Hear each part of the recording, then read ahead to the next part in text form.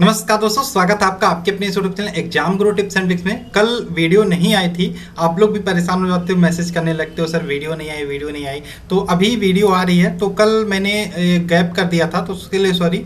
आज 13वां पार्ट करेंगे। आज इंपॉर्टेंट टॉपिक है, जैसा मैंने सेल वाला टॉपिक किया था। आज हम डाइजेस्टिव सिस्टम यानी कि पाचन तंत्र के इंपॉर्टेंट प्रश्नों को करेंगे। टोटल 20 क्वेश्चन होंगे, एक्सप्लेन करते चलेंगे, यानी कि 20 क्वेश्चन के हिसाब से आपके कई ढेर सारे प्रश्न प्रिपेयर होने वाले हैं। तो आशा आप हर वीडियो को देख रहे हो। प्लेलिस्ट बन चुकी है, पूरे वीडियो को देख लो। साइंस हम टोटल 100 वीडियो में कवर करेंगे। 13वां वीडियो है। अभी ये सीरीज आगे बहुत टाइम तक चलने वाली है, ठीक है। तो जिन लोगों ने अभी तक चैनल को सब्सक्राइब नहीं किया, पहला काम चैनल को सब्सक्राइब कर लो, साथ में बेल का आइकन क्लिक कर लेना। साथ में हमारे इंपॉर्टेंट पीडीएफ साइंस के लिए जो अभी तक आपने नहीं लिया तो आप ले लो। यहाँ पे आपको 80 to 85% प्रश्नों की गारंटी रहने वाली है आपके एग्जामों में, ठीक है। इन दोनों चीज़ों को आपको करेंगे। आप अगर जो करते हैं, आज इससे शुरू कर देते हैं। यहाँ पे पीडीएफ आपको लेना है, साथ में ये वीडियो जो फ्री ऑफ कॉस्ट आपको मिल रही है, इसको अगर जो आप देखना शुरू कर देते हैं तो एग्जाम तक आपकी साइंस इतनी स्ट्रांग हो जाएगी, आप किसी भी एग्जाम को आसानी से बीट कर सकते हो अगर जिसमें साइंस पूछा जाता है। तो चलिए शुरू करते हैं। पहला क्वेश्चन की बात करें, मानव शरीर का सबसे कठोरतम भाग क्या होता है। सबसे पहले जैसा कि मैंने बताया, आज हम पाचन तंत्र का टॉपिक क्लियर करने वाले हैं। पाचन तंत्र की बात करें, क्या होता है पाचन तंत्र? जटिल भोज्य पदार्थ, हम जो भी खाना खाते हैं, हम जो भी चीज़ मुंह के रास्ते अंदर लेते हैं, उसको क्या किया जाता है? उसको तोड़ता है, मरोड़ता है, बहुत सारी चीज़ें क्रियाएं होती हैं अंदर ही अंदर, और उसको क्या करता है? सरल अवस्था में बदलता है। यानी कि कह सकते हैं जटिल भोज्य पदार्थों को सरल अवस्था में बदलने की प्रक्रिया को ही पाचन कहते हैं। और ये किसके द्वारा होती है? बहुत सारे एंजाइम्स होते हैं, जल की सहायता से ये सारी चीज़ें प्रक्रियाएं होती हैं।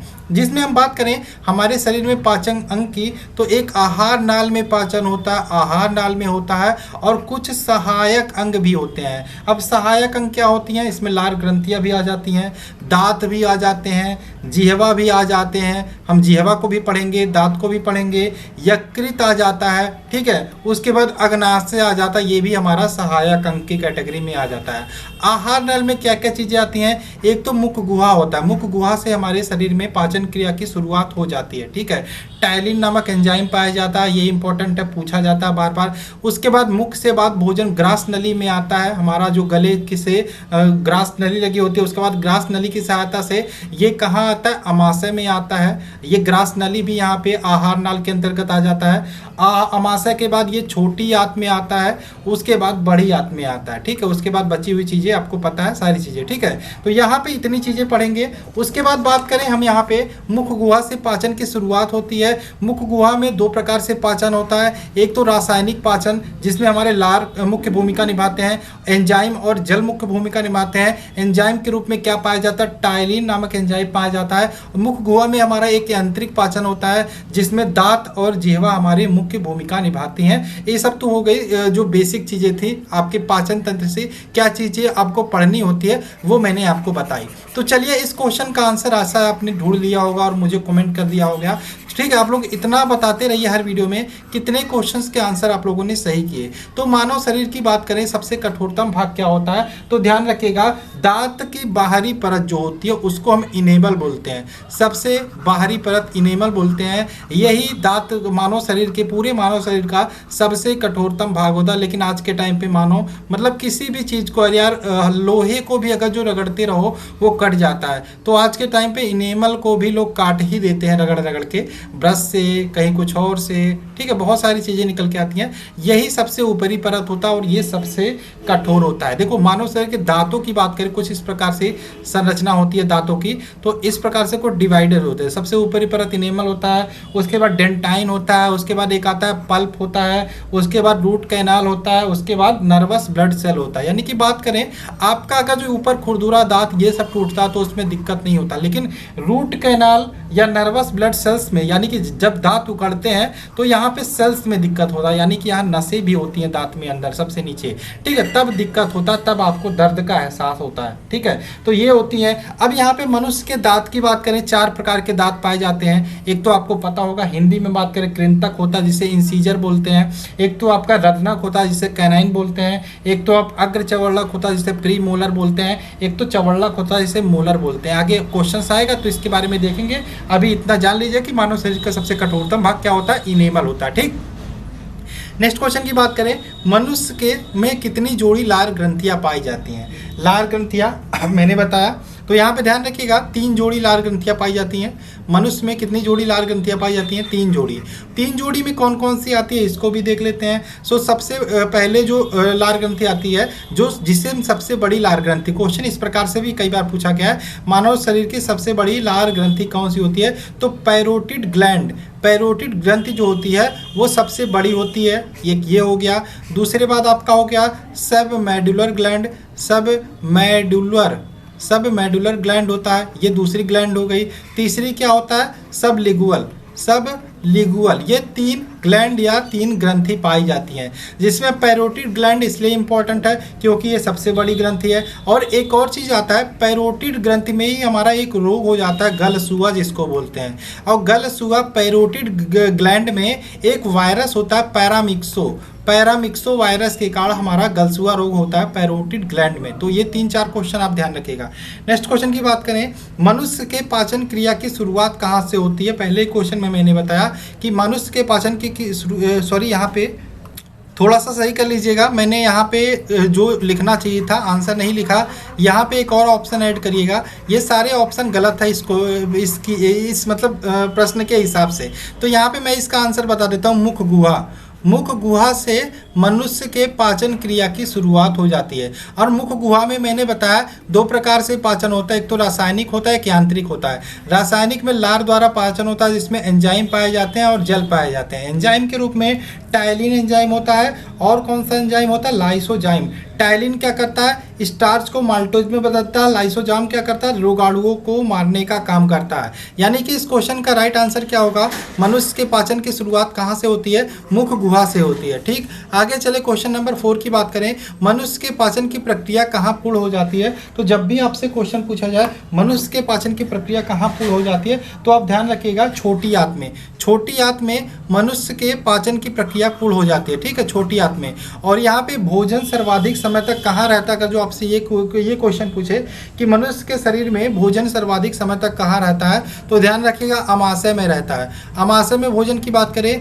3 से 4 घंटे तक अमाशय में रहता है। अगर जो आपसे ये क्वेश्चन थोड़ा सा डिफरेंट कर दे, यानी कि भोजन का सर्वाधिक अवशोषण कहाँ होता है, तो अगर जो अवशोषण पूछे, बच्चे इसमें कंफ्यूज रहते हैं। अवशोषण सर्वाधिक छोटी आंत में होता है, लेकिन सर्वाधिक समय तक कहाँ रहता है, तो अमाशय में रहता है, लगभग 3 से 4 घंटे तक। नेक्स्ट क्वेश्चन है, मनुष्य में वसा की पाचन की प्रक्रिया कहाँ से शुरुआत होती है।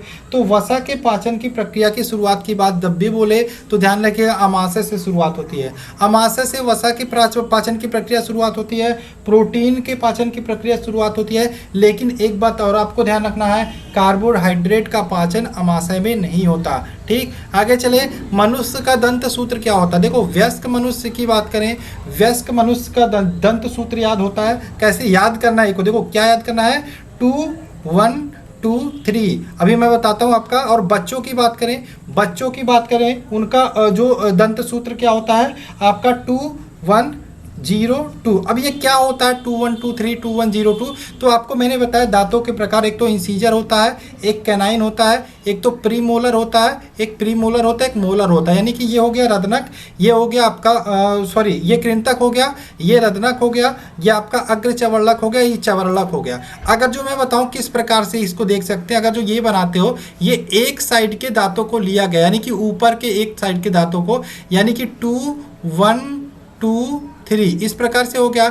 यानी कि 2 इंसीजर हो गया, 1 कैनाइन हो गया, और आपका इधर प्रीमोलर हो गया 2, और तीसरा ये 3 क्या हो गया आपका मोलर हो गया। यानी कि 2 3 4 5 6 दांत इधर, और इधर भी आपका यही होगा 2 1 2 3, और नीचे भी सेम चीज़ होगा 6 यहाँ पे देखो 2 1 2 3 है ना, 3 4 5 6 7 8 इधर, 8 इधर और 8 इधर, 8 इधर और 8 इधर, यानी कि टोटल 32 दांत वयस्क मनुष्य के अंदर होते हैं। ठीक है, इसी प्रकार से अगर जो हम बच्चों का देते हैं, बच्चों का देखेंगे तो एक तरफ 2 0 और 1 और 2 इस प्रकार से इधर भी, यानी कि 2 5, यानी कि 20 दांत बच्चों में होते हैं। अब यहाँ पे ये क्वेश्चन पूछता है कि वयस्क मनुष्य का दंत सूत्र क्या होता है, तो आप ये याद रखेंगे, बच्चों का दंत सूत्र क्या होता है ये याद रखेंगे। मैंने बताया किस प्रकार से मुख गुहा में आपके दंत होते हैं, ठीक है। अब आपने देखा वयस्क मनुष्य में 32 दांत होते हैं, बच्चों में 20 दांत होते हैं। तो यहाँ पे आपको पता है ये जो 20 दांत होते हैं इनको हम दूध का दांत या अस्थायी दांत बोलते हैं। यानी कि ये 20 दांत को दूध का दांत या अस्थायी दांत बोलते हैं। अब अस्थायी दांत कितने हो गए, 32 में से 20 को घटा दोगे यानी कि 12 दांत होते हैं, अस्थायी होते हैं। डायरेक्ट क्वेश्चन पूछता है मनुष्य में अस्थायी दांतों की संख्या कितनी होती है, तो ध्यान रखना 12 है। दूध के दांत या अस्थायी दांत कितने होते हैं, तो ये याद रखना 20, ठीक। और दंत सूत्र तो पूछा ही जाता है। नेक्स्ट क्वेश्चन की बात करें, मनुष्य में अस्थायी दांतों की संख्या होती है, अभी मैंने बताया मनुष्य में अस्थायी दांतों की संख्या होती है 12, ठीक। आगे चले नेक्स्ट क्वेश्चन की बात करेंगे। नेक्स्ट क्वेश्चन आपका है किस पदार्थ के ऑक्सीकरण से सर्वाधिक ऊर्जा मिलती है, तो हमेशा ध्यान रखना वसा के ऑक्सीकरण से सर्वाधिक ऊर्जा मिलती है। वसा का ऑक्सीकरण जब करोगे तो 1 ग्राम वसा के ऑक्सीकरण से 9.2 किलो कैलोरी ऊर्जा मिलती है। कितना, 9.2 किलो कैलोरी। वहीं पे बात करें वह आपका प्रोटीन से 1 ग्राम से आपका 4.1 किलो कैलोरी ऊर्जा मिलती है। कार्बोहाइड्रेट का पाचन करोगे तो आपको 4.2 किलो कैलोरी ऊर्जा मिलती है। यानी कि सर्वाधिक आपको वसा के पाचन से ऊर्जा मिलती है, यानी कि 1 ग्राम वसा के ऑक्सीकरण से 9.2 किलो कैलोरी ऊर्जा मिलती है। इसका राइट आंसर वसा हो जाएगा। नेक्स्ट क्वेश्चन की बात करें, मानव शरीर की सबसे बड़ी ग्रंथि कौन सी है। मानव शरीर की सबसे बड़ी ग्रंथि पूछा है, ध्यान रखना अंतःस्रावी नहीं बोला है, सिर्फ ग्रंथि पूछा है, तो इसका आंसर हो जाएगा यकृति। अगर जो अंतःस्रावी ग्रंथि होता तो आपका क्या हो जाता, थायराइड। मानव शरीर की सबसे छोटी ग्रंथि पूछता तो हो जाता पीयूष ग्रंथि। ये 3 क्वेश्चन आप यहाँ से याद रखेंगे। नेक्स्ट क्वेश्चन है, जब हम खेलते हैं तो मस्तिष्क का कौन सा भाग इस पर नियंत्रण स्थापित करता है। देखो खेलते हैं या फिर हम खड़े होते हैं, हम दौड़ते हैं, हमारे खड़े होने में सेरिबेलम की महत्वपूर्ण भूमिका होती है। एक प्रकार का रसायन होता है जो हमारे मस्तिष्क में होता है और ये पूरा हैंडल करता है कि हम खड़े हो पाए, ठीक है, बैलेंस बनाने का काम करता है, ठीक। नेक्स्ट क्वेश्चन की बात करें, वर्मीफॉर्म अपेंडिक्स मनुष्य के शरीर के एक अवशेषीय अंग है, यह किसके पाचन में सहायता करता है। अवशेषीय अंग उसे बोलते हैं जो टाइम के साथ साथ धीरे धीरे खत्म होने लगता है या फिर जिसका इस्तेमाल नहीं होता। आपको पता है अगर जो आप साइंस बायोलॉजी पढ़ेंगे तो ये भी कहा जाता था पुराने जमाने में मनुष्य के पूंछ होते थे, लेकिन मनुष्य ने उसका यूज नहीं किया, धीरे धीरे वो टाइम के साथ खत्म होते चले गए, यानी कि अवशेषीय अंग में आ गए, ठीक है। तो यहाँ पे एक वर्मीफॉर्म अपेंडिक्स पाया जाता था। ये क्वेश्चन कई बार पूछा गया है, जो सेलुलोज के पाचन में सहायक करता हो। करंट टाइम में आपसे पूछा जाए मनुष्य क्या सेलुलोज का पाचन कर सकता है, तो आप कहोगे नहीं, मनुष्य सेलुलोज का पाचन नहीं कर सकता। सेलुलोज को दीमक ज़्यादा खाते हैं, आपको पता होना चाहिए, आपके किताबों में पौधों में सेलुलोज पाया जाता है और इसलिए आपके किताब होते हैं, कॉपी होते हैं, ज़्यादा टाइम तक रख देते हैं तो उसमें आपके दीमक लग जाते हैं। तो इसका मेन रीजन यही है कि सेलुलोज का पाचन दीमक आसानी से कर लेते हैं। तो यहाँ पे ध्यान रखिएगा, वर्मीफॉर्म अपेंडिक्स मनुष्य के शरीर का अवशेषीय अंग है, किसके पाचन में सहायता करता था, सेलुलोज के पाचन में, ठीक। नेक्स्ट क्वेश्चन की बात करें, टायलिन एंजाइम बदलता है, तो टायलिन हमेशा ध्यान रखिएगा स्टार्च को माल्टोज में बदलता है। 2 प्रकार के एंजाइम लार में पाए जाते हैं, एक तो टायलिन हो गया, एक तो लाइसोजाइम हो गया। लाइसोजाइम रोगाणुओं को मारने का काम करता है, टायलिन क्या करता है, स्टार्च को माल्टोज में बदलता है। नेक्स्ट है लार का पीएच मान, हमेशा ध्यान रखिएगा 6.8 होता है लार का पीएच मान। पीएच का फुल फॉर्म क्या होता है, पोटेंशियल ऑफ हाइड्रोजन होता है। नेक्स्ट क्वेश्चन की बात करें, निम्नलिखित में से कौन सा कार्बोहाइड्रेट के पाचन में मुख्य उत्पाद होता है। देखो कार्बोहाइड्रेट के पाचन में मुख्य उत्पाद होता है, हम बात करें कार्बोहाइड्रेट का पाचन करें या वसा का पाचन करें या प्रोटीन का पाचन करें, कैसे करेंगे, हम क्या करेंगे, इसमें एंजाइम और जल मिला के पाचन करेंगे। तो कार्बोहाइड्रेट से जो उत्पाद बनेगा उसको ग्लूकोज कहते हैं। तो यानी कि कार्बोहाइड्रेट से जो अंतिम उत्पाद बनेगा वो ग्लूकोज होगा, ऑप्शन नंबर सी। वसा से क्या बनेगा, वसी अम्ल बनेगा। प्रोटीन से क्या बनेगा, अमीनो एसिड बनेगा, अमीनो अम्ल बनेगा, यानी कि प्रोटीन का अंतिम उत्पाद अमीनो अम्ल, वसा का अंतिम उत्पाद वसीय अम्ल, ठीक है। नेक्स्ट क्वेश्चन की बात करें, क्वेश्चन नंबर 16, मनुष्य के आंसू में कौन सा एंजाइम होता है। अभी मैंने बताया लाइसोजाइम, जिससे कीटाणु मर जाते हैं, तो मनुष्य के आंसू में भी होता है, प्रोटीन में भी होता है, लार में भी पाया जाता है, ठीक। नेक्स्ट क्वेश्चन की बात करें, मानव शरीर का कौन सा अंग प्रत्यारोपण नहीं किया जा सकता? प्रत्यारोपण मतलब एक्सचेंज। देखो अभी आप हृदय को भी बदल सकते हो, लीवर को भी बदल सकते हो, फेफड़ों को बदल सकते हो, लेकिन मस्तिष्क का प्रत्यारोपण नहीं कर सकते। नेक्स्ट क्वेश्चन की बात करें, पित्त रस का निर्माण कहाँ होता है? कई बार पूछा गया है, तो ध्यान रखिएगा पित्त रस का निर्माण आपका पित्त यकृत में होता है, लीवर में होता है। कहाँ होता है? यकृत में होता है, लीवर में होता है। लेकिन अगर जो आपसे पूछे पित्त रस जो होता है निर्माण यकृत में होता है, लेकिन वहाँ जमा नहीं होता, संचित कहाँ होता है? तो ध्यान रखिएगा पित्ताशय इसका राइट आंसर होगा, पित्ताशय। ठीक है, पित्ताशय में जमा होता है, पित्ताशय में संचित होता है। नेक्स्ट, अमाशय में कितने प्रकार के एंजाइम स्रावित होते हैं? तो हमेशा ध्यान रखना, अमाशय में 4 प्रकार के एंजाइम स्रावित होते हैं। कितने प्रकार के? 4 प्रकार से। कौन कौन से एंजाइम होते हैं? तो अगर जो एंजाइम की बात करें तो पेप्सिन होता है स्रावित, उसके बाद पेप्सिन के बाद आपका केसिन होता है, केसिन आपको पता है दूध में पाया जाता है, उसके बाद HCl होता है, उसके बाद चौथा जो होता है गैस्ट्रिक लाइपेज एंजाइम होता है। ये 4 प्रकार के एंजाइम पाए जाते हैं। पेप्सिन क्या करता है? प्रोटीन की पाचन में सहायता करता है। केसिन आपको पता है दूध में पाया जाता है, केसिन के पाचन में सहायता करता है। HCl की बात करें, HCl हानिकारक, HCl देखो HCl नहीं होता, सॉरी, ये म्यूसिन होता है। म्यूसिन क्या करता है? HCl के हानिकारक प्रभाव से छुटकारा दिलाता है। अगर जो हम बात करें अमाशय में आपको पता है यहाँ पे भोजन आता है। ठीक है, अमाशय में भोजन आता है। हम भोजन के साथ जब भी भोजन करते हैं तो उसमें बहुत सारे कंकड़ पत्थर ऐसी चीज़ें हैं जिसको हम खा लेते हैं। ठीक है, आपको पता है, मतलब अनजाने में चले जाते हैं। इन कंकड़ पत्थर को जो भी चीज़ें गलाने का कार्य करता है HCl। और HCl से ऐसा नहीं है कि हमारे अमाशय की जो बाहरी परत है ये भी गल सकती है, लेकिन इसको सुरक्षित या फिर बचाने का कार्य कौन करता है? म्यूसिन। ठीक है, ध्यान रखिएगा, म्यूसिन ये संरक्षित रखता है, ये अमाशय के किनारे किनारे दीवारों पर पाया जाता है। और HCl के जो हानिकारक प्रभाव है इनसे हमको बचाता है। ठीक है, म्यूसिन।